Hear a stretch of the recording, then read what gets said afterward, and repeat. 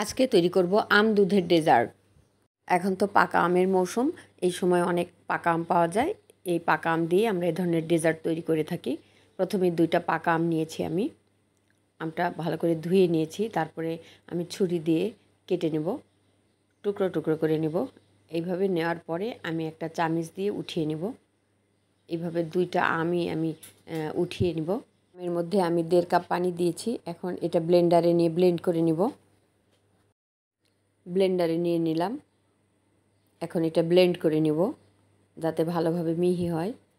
এরপরে আমি একটা স্ট্রেনারে নিয়ে ছেঁকে নেব যাতে এর মধ্যে কোনো আঁশ না থাকে।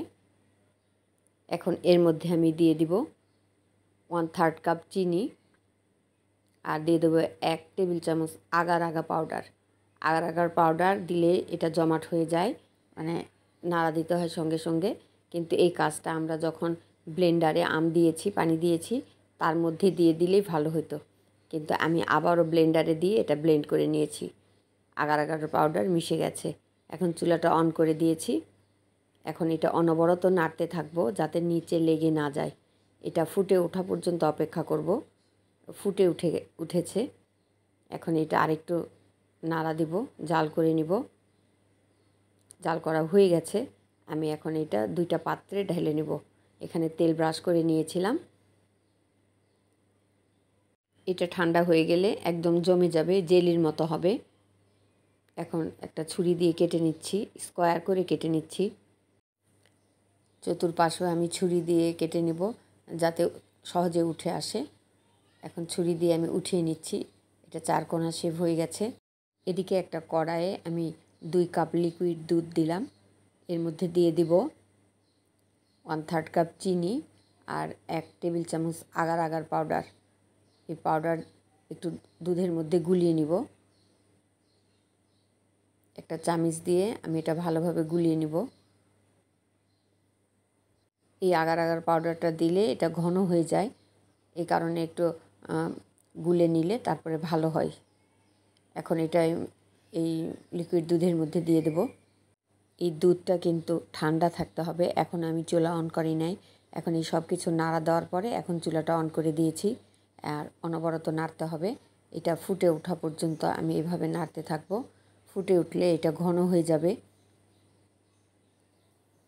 যেহেতু আগার আগার পাউডার দেওয়া আছে, এই কারণে এটা ঘন হয়ে গেছে। এখন এটা আমি নামিয়ে নিব। আমি স্কোয়ার করে যে জেলি তৈরি করে রেখেছিলাম, আমের জেলি, সেটা একটা কেকের মোল্ডে দিয়ে দিলাম। এই চাইলে এটা গোলভাবেও তৈরি করতে পারেন, যে কোনো বাটিতে সেট করতে পারেন। আর এই যে দুধের মিশ্রণটা উপর দিয়ে ঢেলে দেব। এটা খুব দ্রুত করতে হবে, না হলে জমাট বেঁধে যাবে। নাড়া দিয়ে একটু ট্যাপ করে নিব। এটা ঠান্ডা হয়ে গেলে জমাট বেঁধে যাবে। তারপরে একটু সময় ফ্রিজে রেখে দেব, কারণ যে কোনো ডেজার্টই ঠান্ডা ঠান্ডা খেতে ভালো লাগে। এখন আমি এটা ঠান্ডা হয়ে গেছে। এখন একটা ট্রেতে ঢেলে নিব। মাশাআল্লাহ, দেখতে খুব সুন্দর হয়েছে। কালারটা খুব সুন্দর লাগছে। আম দুধের এই ডেজার্টটা তৈরি হয়ে গেছে। এটাকে আম দুধের পুডিংও বলা যায়, আম দুধের জেলিও বলা যায়। আমি এই প্রথম এটা তৈরি করেছি, আগে কখনো তৈরি করিনি। যে কোনো জিনিস তৈরি করলে সেটা দেখতে যেমন ভালো লাগে, খেতেও ভালো লাগে। আর নতুন নতুন জিনিস সবারই একটা ভালো লাগা কাজ করে। এখন কেটে পরিবেশন করছি। এক পাশে একটা আম খুলে গেছে, সমস্যা নাই। এটা নরম নরম ছিল। আমার মেয়েদের খেতে খুব ভালো লেগেছে, সবাই খেয়েছি। আলহামদুলিল্লাহ, খেতে মজা হয়েছিল।